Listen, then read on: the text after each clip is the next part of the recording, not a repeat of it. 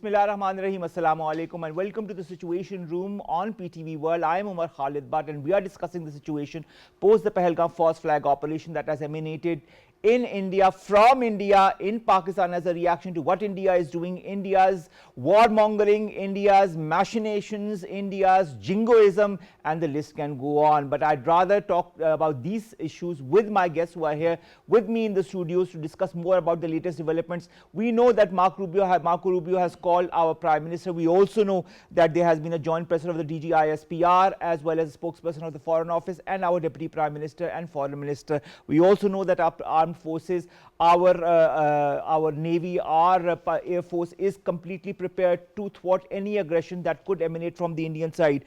This and more is going to be discussed during the course of this whole transmission that will go on till 6 o'clock. Also, we'll be talking about India's warmongering strategies that have been exposed as a result of the false flag operations such as the Pahalgam. We have been joined in the studios by Faisal Raza. He's a colleague of mine. He's a senior analyst and he's an expert as far as regional and foreign affairs are concerned. Thank you very much, Faisal, to have joined us. My pleasure. Thank you. We've also been joined after a very, very long hiatus by Khalid Banuri Sahab, who's a security analyst. Banuri Sahab, it's a pleasure to have you finally in the studios. Thank you. It's great to be here. We'll also be joined by other guests during the course of our show, and we'll of course be introducing them to you as and when they come on the show. We'll begin with you, Faisal. Faisal, let's talk and let's begin with this joint presser of the DGISPR and our Deputy Prime Minister and spokesperson of the Foreign Office. The DGISPR had done a smaller presser a day before. He said he'll make a bigger presser. He will answer a lot of questions that will be asked at the occasion, and he exactly did that with our DPM and also with our spokesperson. How important was the timing of this second presser that happened in the course of 24 hours, and what message has gone across? Thank you very much, first of all, Marshal, for inviting me. And the very important thing is that Pakistan, the legacy of Pakistan is that we always stand by truth and always gone with the evidences and very credible evidences we have. Just yesterday, before yesterday, there was a presser by the DGISPR, and that was loud and clear in a sense that how Pakistan is actually affected by the state-sponsored terrorism of India, which India is using it as a tool of its foreign policy. And it is loud and clear from the last 2 decades.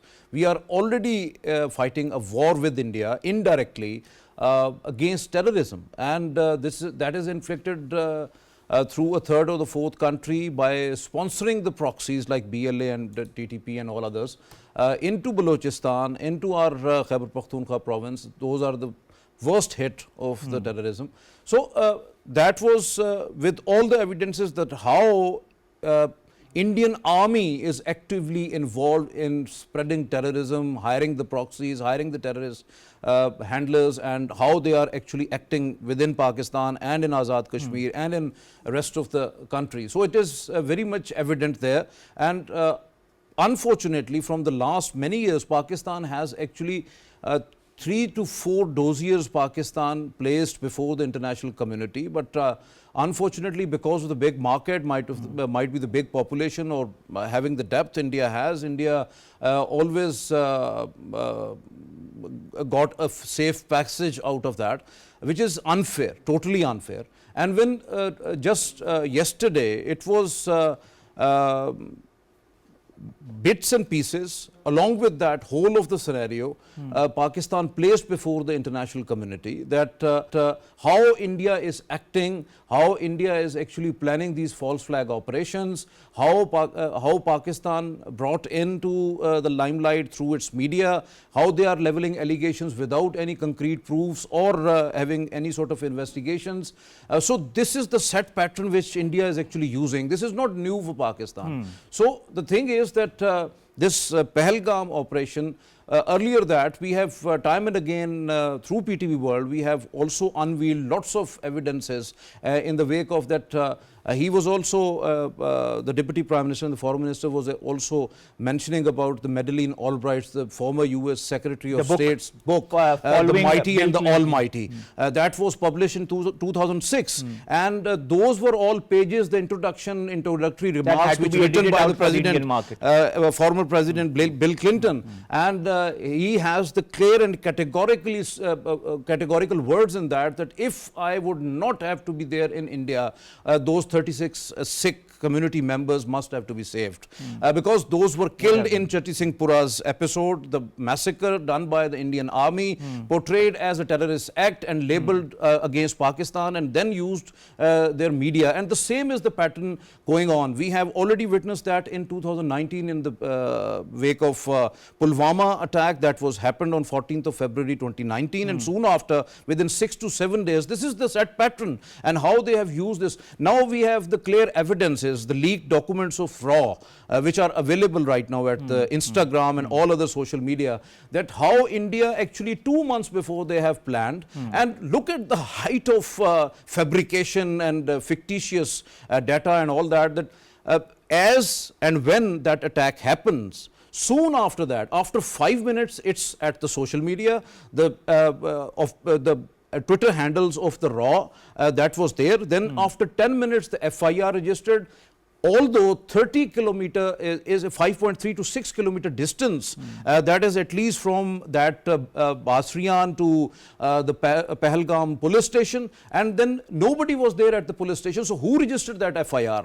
That was after only 10 minutes. And after 30 minutes, whole of the Indian media was bombarding at Pakistan and labeling that Pakistan is the perpetrator of terrorism, and they were labeling it that Pakistan initiated that, and 230 kilometers from the line of control, this whole distance which is till that tourist resort. So, and then the narrative was that they have checked the ID cards and hit the Hindus only, although a Muslim was also martyred in that episode, and those are killed, those were the innocents, and Pakistan condemned this act of terrorism because Pakistan believed that any sort of a terrorism, all forms of terrorism, Pakistan always criticized, always condemned that thing, and that episode was also condemned by Pakistan. That was the first ever release by Pakistan's Foreign Office, and Pakistan condemned that. And not only that, Pakistan prayed for those who injured in that attack, and Pakistan soon after that offered a neutral and independent inquiry at the international level. Whosoever can, United Nations can initiate that inquiry, anybody can, any other country can initiate, and neutral and impartial and independent inquiry. All right, that's very important. Khalid Banuri sahab, let's revert to the the DGISPR and the Deputy Prime Minister and the spokesperson of the Foreign Office. The DPM says the world, and I quote him, he says the world leaders have been requesting the exercise of restraint in recent days. I have made it very clear on behalf of the government and the nation that Pakistan will not be the first one to resort to any escalatory move. How do you assess Pakistan's position under the current geopolitical, geostrategic, geoeconomic situation of the region, Pakistan's position of restraint in the current scenario, and what kind of message is Pakistan sending to the international community through this policy of restraint for the moment, till such time that any action could happen from the Indian side? Thank you for having me, Omar. And I think what I can say is that Pakistan has been consistent in taking a position like this. In the Balakot situation, you know, I'm on record to say that peace was hanging by a thread, and that thread was being held very firmly by Pakistan. Restraint and responsibility are the two pillars of our policy, and that has been echoed and re-echoed in various situations. We have always done this despite provocations. However, we understand that escalation is in nobody's interest. But we also recognize that even when an aggressor brings out a move, then no one, even that aggressor, cannot ensure that escalation will not happen. So it was important for Pakistan to very clearly lay this out, that we are responsible, we will exercise restraint, and to the extent that our sovereignty is not affected, Pakistan has continuously taken positions according to international law. We did that in Balakot, we are doing it now, we are exercising restraint, we are saying so, and also indicating that if an attack occurs or if any kind of provocation occurs, Pakistan has a right, an inalienable right of self-defense, which is according to the UN Charter. I'd also like, before I go to Faisal, I'd also like to understand, our Prime Minister had said that requested for an impartial, a neutral probe as far as this incident is concerned, and it had asked the world bodies to get involved in this and initiate such a probe. We are hearing of a petition that has been made by 3 people in the Indian Supreme Court that is requesting for a probe on the Pahalgam incident. Do you feel it's extremely important under the current circumstances that an international body like, say, the United Nations or any other body start this impartial and neutral probe instead of India allowing through its Supreme Court an Indian body that would initiate a probe into the Pahalgam incident, false flag operation, and we all know what the result of that would be. What's your take on that? How important is it for the United Nations now to intervene? Absolutely. I think the first iteration that came from Pakistan by the Prime Minister and several other spokespersons is very clear that we want it to be neutral and want it to be without a doubt with evidence. And if that has to happen, it has to be through an international system, whether through the United Nations or in whatever way, if it is going to be partial. And allow me to add one more aspect onto this. You see the tradition of Indian positions in any agreements that they make. In most of them, they would ask for all disputes to be solved bilaterally so that they have a semblance of control. And that is precisely because they want to influence the outcome of that. And that is depicted in so many things, even in in a different way in the Indus Water Treaty. This comes out on the issue of dispute mechanism, the disagreements, and so on and so forth. So I am very clear that it has to be neutral and it has to be with a concrete evidence, whatever is available on record. All right. Faisal, India was very quick to blame. You yourself have said it in your answer right now when we were discussing a little bit before in this very show. Very quick to blame Pakistan. It has always been very quick to blame Pakistan. In the past also, the Pakistan card has been incessantly used in the election campaign. In the recent Indian elections, the Pakistan card was openly used. And we also saw a very determined campaign of anti-Muslim sentiment that was perpetrated through the BJP policies.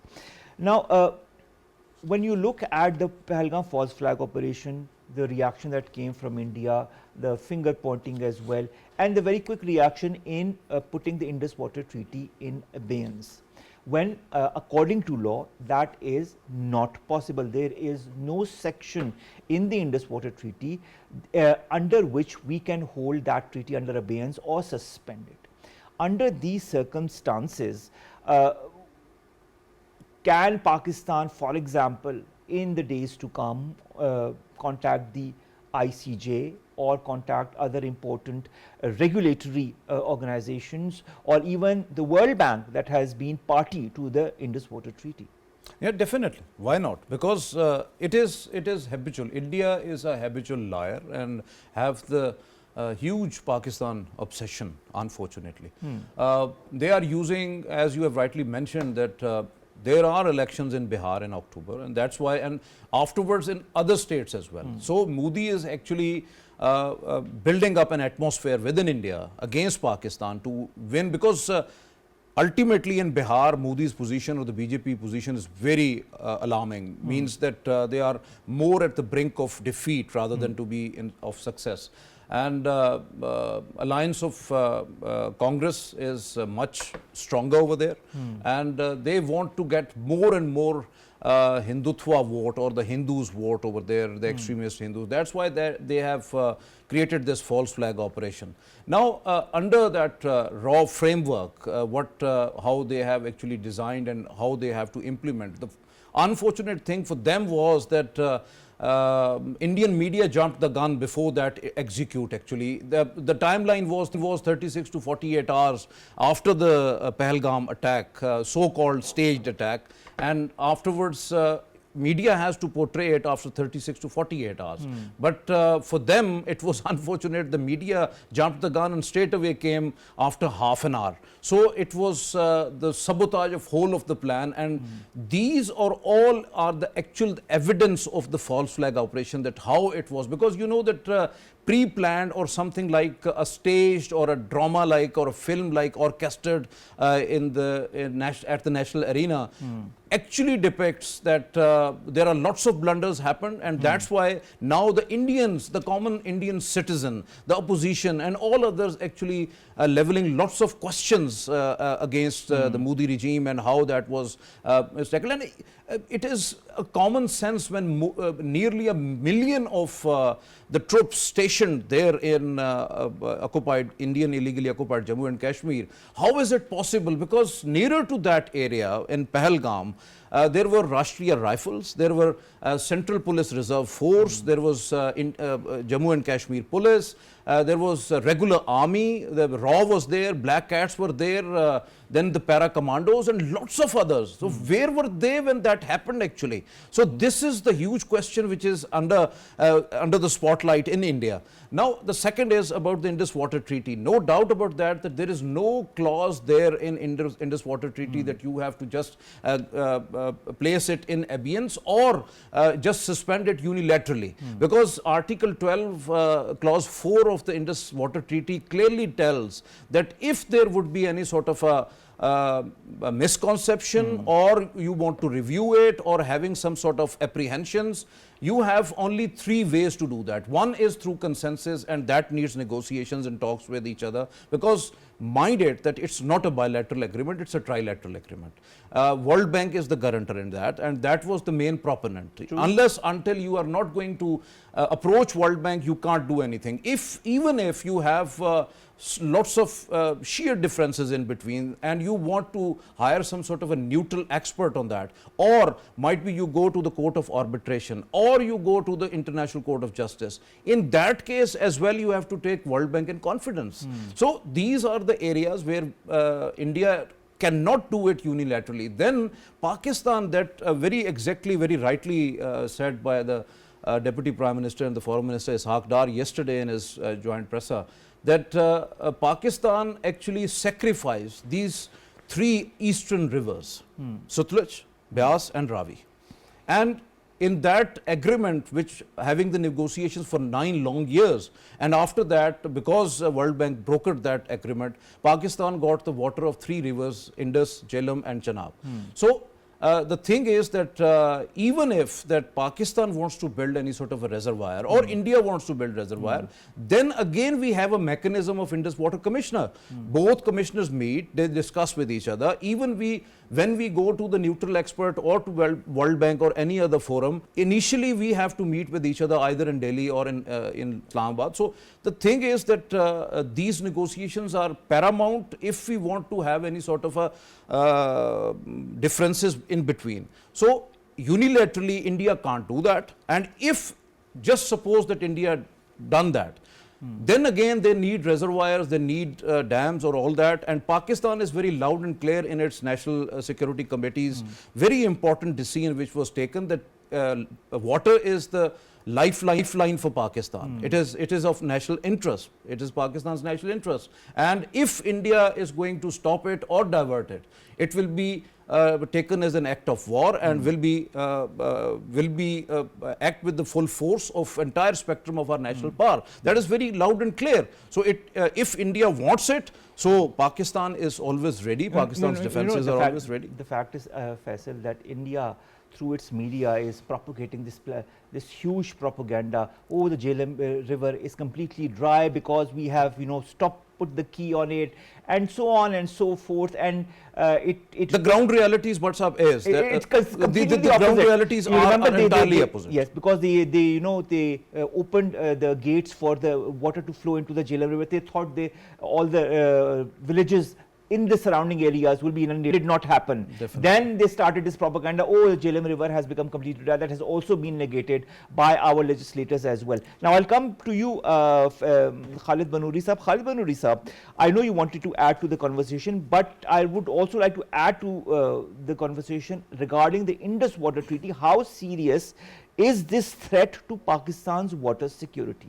Yeah, thank you. I did want to add on to some of those Yes. aspects about the Indus Water Treaty, but how important it is. Food security is the whole world's problem, and Pakistan is a climate-stressed country, one of the top 10 countries, and it's pretty obvious that you're putting the lives of 250 million people at stake potentially. So that's the kind of degree of concern when you hear a statement that holding it in abeyance is considered an act of war. But let's also connect it with the notion of international law. We of course know that holding it in abeyance, there is no provision and it's illegal in that sense. But I consider this as the direct intervention with the UN Charter as well. An act of war, we have a right of self-defense, and this is a survival. This is an issue of survival. So Article 1 of the UN Charter applies here. Article 2.4 of the UN Charter also that talks about our sovereignty is being affected here. So those are those two areas. Then there's this notion of the customary international law, which is not written treaties, but they are also, but they're considered to be out of state practice and legal norms, and there are various references and sources of law that prove this. There has been an attempt to codify the customary international law through a convention called the Vienna Convention of Law of Treaties 1969. Now, one of the notions that it has tried to codify is called Pacta Sunt Servanda, which basically in simple language would mean agreements must be kept. And that's the whole idea about Indus Water Treaty. Here was an agreement through international intervention of the World Bank, which was agreed. There were compromises that Pakistan made. Pakistan may be a lower riparian state, but India is a middle riparian and not the upper riparian. It's China and that needs to be kept in mind. The Kailash Mountains actually throw in those lakes where they go on both sides. So those are the ideas. Sometimes when you try to play smart moves, they can come back and haunt you, and that's the kind of concern that they should be having now. I keep wondering, did they ever think through what happens next? One can take initial moves, but it's like a game of chess. You have to see how the reactions of the international community will come, and what do you do then? So this is the kind of the Indians are in some way surrounding themselves. They think they'll ride the bandwagoning of the social media and win that war over the media or influence the international opinion, but for how long? But the fact is that the international body also understands and knows that the Indian policy of social media warmongering or social media falsehoods is nothing new. We have the EU Disinfo Lab that is very rampant still in our minds. We also have what happened in other countries across the world, how India has propagated a very different notion than the realities as well. And the fact is that even in Pakistan, when it comes to Pakistan, there's always been a narrative based on falsehood and a narrative to malign Pakistan, directly, indirectly, in whichever way possible, on social media, on traditional media, and on shows such as that of Arnab Goswami.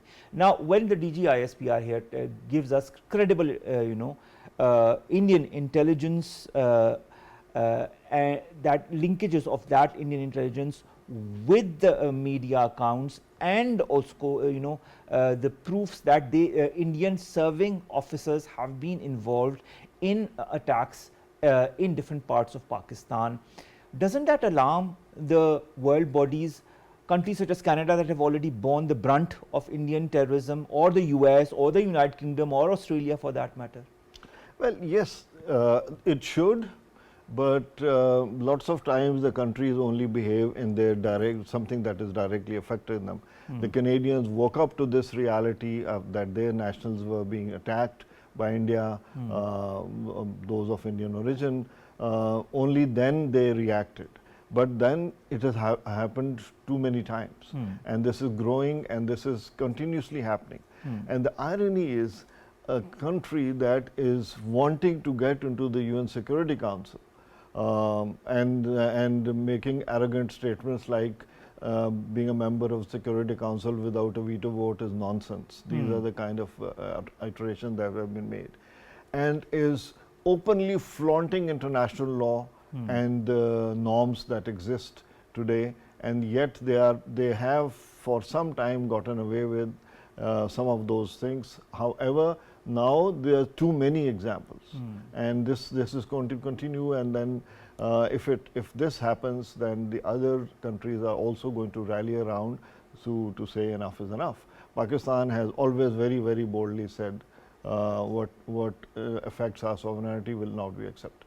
I think that needs to be done, and that needs to be said very forcefully now under the current circumstances, and that is what our DG ISPR and our foreign minister also said yesterday. Speaking of the DG ISPR's second presser that was held yesterday, he said multiple response options were on the table. What kind of military or non-military options or responses might Pakistan consider if there is further escalation? But sir, Pakistan's all kind of responses are absolutely ready when it comes to any sort of eventuality from the Indian side. And if this whole scenario is escalated, would be escalated, then Pakistan obviously respond accordingly. Because if India comes with any sort of adventurism related to the Azad Jammu and Kashmir from the line of control, or India comes to the mainland Pakistan, or from the seaward side, and India has a multiple strategy. You know, from the last couple of decades, India trying hard to economically strangulate Pakistan through Financial Action Task Force, through lots of other aspects. Checking the investment into the Pakistan through creating a law and order situation, instigating and triggering terrorism across Pakistan, so that China-Pakistan economic corridor or any sort of investment, the foreign direct investment or the local investment get harmed on that. Then, of course, the social fabric and the culture of Pakistan through fifth generation warfare and the use of social media and all others. So, to some extent they were ingressing into, but the Pakistani nation is very dynamic in a sense that you just imagine that Pakistan is confronting a war on terror from the last many years. Yes. Pakistan we have waged so many wars against terror. Definitely. And Pakistan has a very fragile economy. Pakistan is picking up right now the pace of economic build-up here in Pakistan. Then Pakistan is bringing investments into the different sectors from across the world. Then our social fabric, because now the inflation and all others are bringing down and getting down, and Pakistan is getting a bit relief. I am not saying it that whole of the relief already provided to them, but they are at least satisfied with the government performance and overall benchmarks economically we have. We are achieving that. So the thing is that at this point in time, when India, and this is propagated from the last many months in Indian media, that now it's the time to attack Pakistan, now it's the time to revenge, now it's the time, we want revenge, and we all, and that was already categorized and triggered more after the Pahalgam attack. And as it was the false flag operation, and that's war. It seemed as if, Faisal, they were all ready with this whole narrative to be propagated. Definitely. So we have to believe, and we have a strong belief in our armed forces, because all sets of, when DGISPR says that all options are ready, it means that we are 100% ready. Our Air Force, whether our Banuri Sahab tell us more about that. But the situation right now is that, as I have covered 22 years the defense and all other areas, so I am 100% confident about the Pakistan Navy's preparation It was lots of rumors were that INS Vikrant was there in Indian Ocean and all that. So it was just because of Pakistan Navy's preparation and the presence there in Arabian Sea in our waters that's why that came and then go back. Although there are lots of other rumors that was there because of an exercise. Then when the Pakistan Navy was there, then there was another excuse at the Indian media. Then secondly, Pakistan Air Force, because to the people I met, and I'm not giving you the exact details of those, but because these are at the operational level, so I'm not unveiling each and everything. But I know that in present our forward bases, Air Force bases and all others, they are 100% prepared. Our preparedness is round the clock, 24 hours. We are already prepared for any sort of an eventuality. But when it comes to such like situation, what was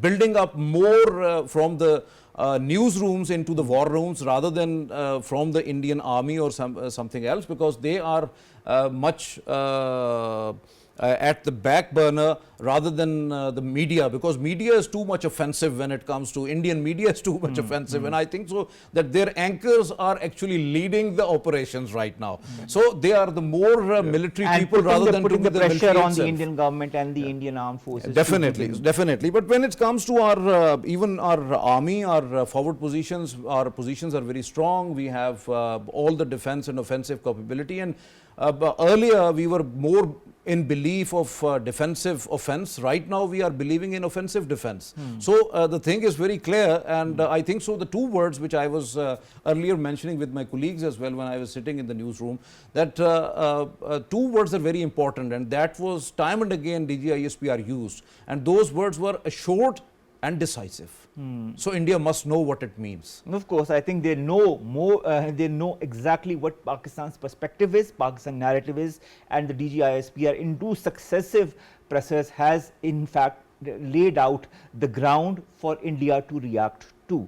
Definitely. Khalid Banuri sahab, my second question will be in two parts. The first part concerns a little bit of diplomacy. Ishaq Dar sahab, during this same presser with the DGISP, says that he has contacted dozens of foreign ministers over the issue. Has this diplomatic outreach succeeded in shaping the international opinion in Pakistan's favor? We know also that the Chinese ambassador met with our leaders today. He has been in contact with our leaders since the last couple of days. The US has also contacted. We'll come a little bit later on that, Marco Rubio as well. Does Pakistan's opinion, is Pakistan's opinion rather being understood by the international bodies, by the powers that be? My short answer to this will be increasingly yes. Diplomacy has its own pace and its own mechanics. And I think what was very, very quick was that we started to reach out to several countries in the UN corridors, on the polar sides, and direct meetings, briefing of the envoys, on which Pakistan's perspective should be understood. Now, in diplomacy, this does happen, but I think what we have done is to provide them with the information and also challenge those notions of it is humanly not possible for something to happen so quickly and the Indians become a judge and the jury and the executioner and so on and so forth. So all this has happened. And when you draw the attention of the diplomat, they are pretty smart with this. I've worked with our diplomats for 20 years, over 20 years, and I know that, you look at their body language, you look at the choice of expression, and you see what is being said. You give the Chinese example, there are also others who are also picking up this vibe. Here's a catch in this. One has to do some of those things recurrently, because as new information comes in, that needs to continue to be provided, and I think these pressers have provided that information at large, which will definitely go, and I know that as a practice, will go into the briefings, the future briefings that are done by our diplomats. And one thing I want to add, that exactly what the Banuri Sahib is saying, because there are lots of briefing already arranged, already done by the Ministry of Foreign Affairs to the different diplomats, particularly the permanent 5, with the European Union delegates, and also diplomats who are serving here, the Gulf countries, the GCC countries, and across the board, the African Union and the ASEAN and all others. So Foreign Office right now is very busy on that account. And secondly, the diplomats here who are stationed from different countries, they are meeting with the journalists as well. We have lots of interactions with the diplomats as well, and they are seeking that how Pakistan is going to respond in case of any sort of eventuality, even that how Pakistan is diplomatically dealing with the situation right now. What's the essence into when Pakistan offered a neutral probe into the overall happening, what happened there in Pahalgam, and the Pakistani missions are also busy in different capitals as well, because they are approaching the capitals, the concerned governments, and they are briefing them what actually happened, what India is actually doing, what intend to, and what Pakistan is right now doing about whether it's regarding diplomatically, whether it's at the state level, or whether it's at the military level. All right. Banuri Sahib, I'd also like to understand, in the wake of the Pahalgam false flag operation and so many previous incidents that we've seen, something that we don't talk about often nowadays is also the Jafar Express incident, in which India's involvement was completely proven. And that has been said time and again. I think we should also highlight this more often in order to make everybody who's listening to us understand that Pahalgam false flag operation is a series of such incidents that have happened in India and in Pakistan, and the whole thing is to destabilize and to malign Pakistan directly or indirectly. Now, the fact remains that to date, despite Pakistan's repeated demands, India has yet to provide any credible evidence regarding Pakistan's involvement in the Pahalgam false flag operation. What strategic messaging, in your point of view, should Pakistan adopt to challenge India's global narrative of victimhood, quote unquote? Because this is what they say: oh, we are the victims, oh, the poor souls, oh, poor India, oh, poor India. I mean, this is exactly what the media people are also saying, and present itself as the actual target of consistent aggression. Yes. You know what about why India hasn't given you an iota of an evidence? They would if they could, but they can't, because they don't have it. It doesn't exist. It takes a while before these facts start to come out from written by neutral observers. Think of the earlier, I always have a difficulty in pronouncing the Chhattisgarh. The Sikhs who were killed in 2000, Bill Clinton was there. And those, Bill Clinton, you know, it connects with those. And this time the American Vice President. J.D. Vance was there. All of these things have these commonalities. There's something happening from which they want attention away, and they want the victimhood, and that by itself gets noticeable. And you're right that we need to recurringly continue to provide that information. But let's think of Pankaj Mishra, The Age of Anger, the author of The Age of Anger. He actually brought that fact out. Adrian Levy, who wrote a whole book about this incident, and also provided those facts which were given by the survivors of Singapore. So that part of information exists. The only thing we need to do is to tabulate it more and provide it in more repeated and concrete forms. One aspect that I want to bring your attention to, I haven't heard this being said. This is the age of media where wars are first fought in media. Remember the Gulf War when they said the CNN factor? Yes. That's how, that was perhaps the beginning of this pressure. Is it only a coincidence that Pahalgam and Pulwama begin with the alphabet P, which also is I don't know. alphabet Pakistan? Is it only a coincidence, or is it because they want to kind of influence the unsuspecting viewer of a TV channel. All right, So, we all will, of we will these. come to you a little bit, but Yeah. now we've also been joined by Rashid Wali Janjua Saab. He's a defense analyst. Thank you very much, sir, to have joined us. We are just in the last few minutes of this hour of the transmission. I'd like to understand about our forces' preparedness under the current situation when we are being openly threatened by India and threatened by Indian media, by its machinations and warmongering and jingoism and so on and so forth. How ready are our armed forces to thwart any attempt by India? I think our armed forces are ready right to a T. They are in a very high state of preparedness, and we have to see the enemy objectives. If they are seeking to prise open the elusive conventional war space, I think their intention would founder on the rocks of their desire, because that is something that no nuclear power has ever achieved. And we are in a nuclearized environment. The space for conventional warfare is a very thin sliver.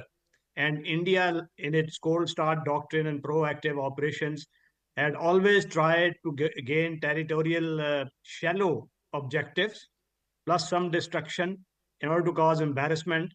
But Pakistan has an antidote in the shape of new warfighting concept, which is forward-leaning and reliant on early employment of reserves and an integrated air-land uh, response. I think they know our response is well configured on line of control, where there are many gaps and the mountainous area offers many such vulnerabilities, both to us and Indians.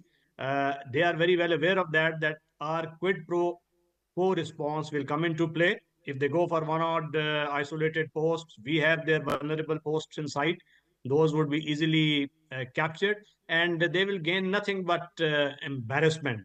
As far as our mechanized components are concerned, where we expect their primary effort into the desert sectors and complemented by in the Ravi Chenab corridor, we are very, very well configured. Our reserves are already in place. Our forward leaning logistics is fully configured to take on this onslaught, and early employment of our reserves as well as our air assets would ensure that enemy does not even contemplate going that way, and that is why they haven't yet resorted to that option. But I was today listening to Ajay Sahni, one of the defense analysts of India, and he was mentioning that in this scenario, the best option for India would be to go for a retaliatory covert action. So we should not rule out that thing and remain very, very alert, because as they create this smoke screen and keep our attention riveted on the borders, something very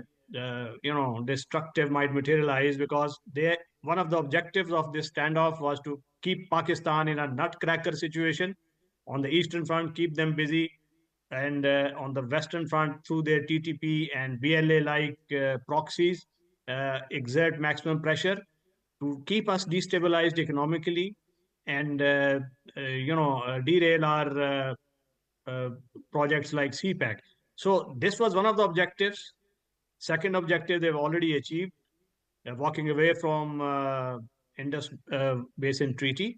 And the third objective is that use this smoke screen to wreak maximum havoc upon Kashmiris, seize their properties, change the demographics, and they have destroyed so many houses after 22nd of April that is clearly indicative of that design.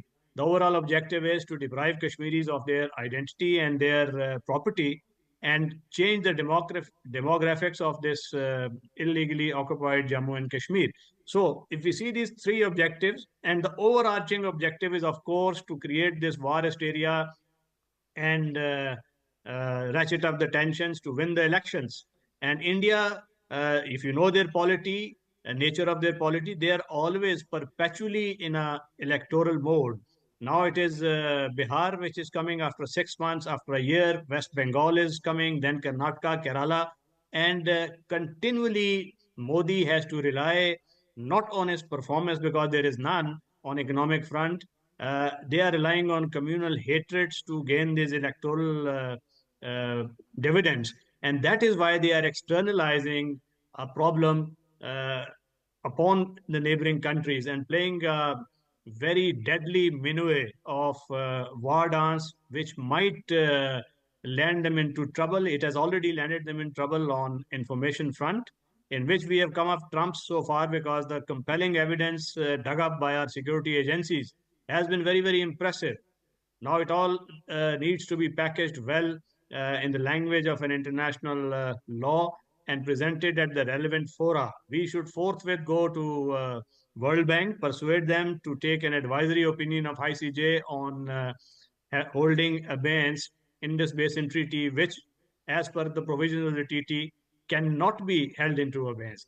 So all this violation of international law, ratcheting of the tensions, and acting like an irresponsible nuclear state is not going to redound to the advantage of India, but will give them a very embarrassing visage in front of international community.